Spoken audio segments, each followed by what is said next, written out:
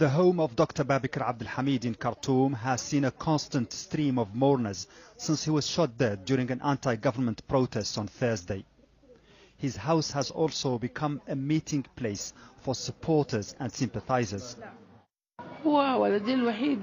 Of my 5 children, he's my only son. He never had a problem with anyone, but he was always wanting to help those in need.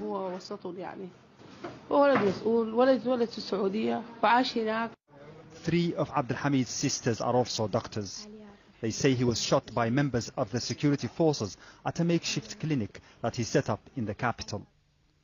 The family showed us a photo of a man in civilian clothes pointing a gun towards the house where their brother was treating the wounded. There's also a video of a shooting nearby around the same time. At least 2 protesters were wounded. A colleague tried to rescue the doctor who was shot. The message to all the world, that the people were killed in Sudan, they were not killed because they did anything wrong. There was not a single car broken. There was not a single house broken. The people were going out peacefully to say no to this cruel system. A forensic expert says the doctor was shot from behind. We found round pieces of metal in the wound in the lower part of his lung. They'll be studied to determine the caliber and the type of weapon used.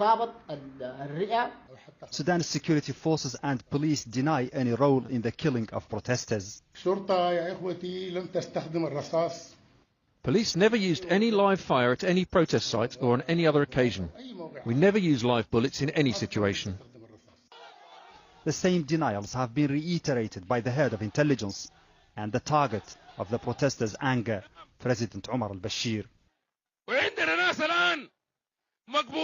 We now have arrested people who belong to the Abdul Wahid militia, and they acknowledge they were given orders to mix with protesters and to kill them in order to stoke conflict and destroy the country. The government security does not kill people. By God, I say it's the regime that killed my son. I will never doubt my certainty about it. I'm sure they purposefully decided to kill doctors. When my sister was arrested with the others, their detainers told them that they were specifically looking for doctors who help protesters.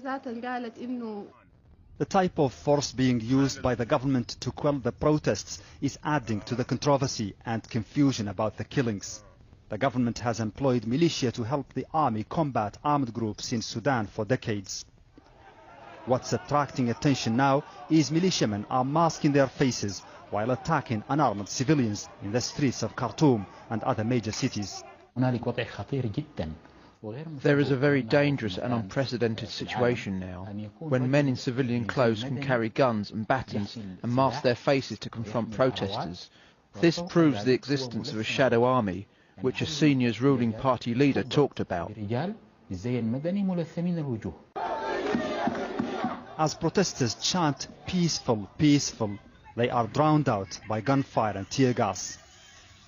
Scenes of collective punishment like this are, say the government's opponents, a daily occurrence. So is the breaking into homes as security forces severely beat anyone suspected of hiding protesters. The government says 26 people have been killed so far in a month of protests to demand a better life. Rights groups say the total is at least double that. The government's announced the setting up of an official commission of inquiry. But protests that broke out over the rising of the cost of living last month continue to intensify and spread across the country. And with every new protester killed, hundreds more turn out, demanding an end to the 30-year rule of President Bashir. Mohammed Val, Al Jazeera, Khartoum.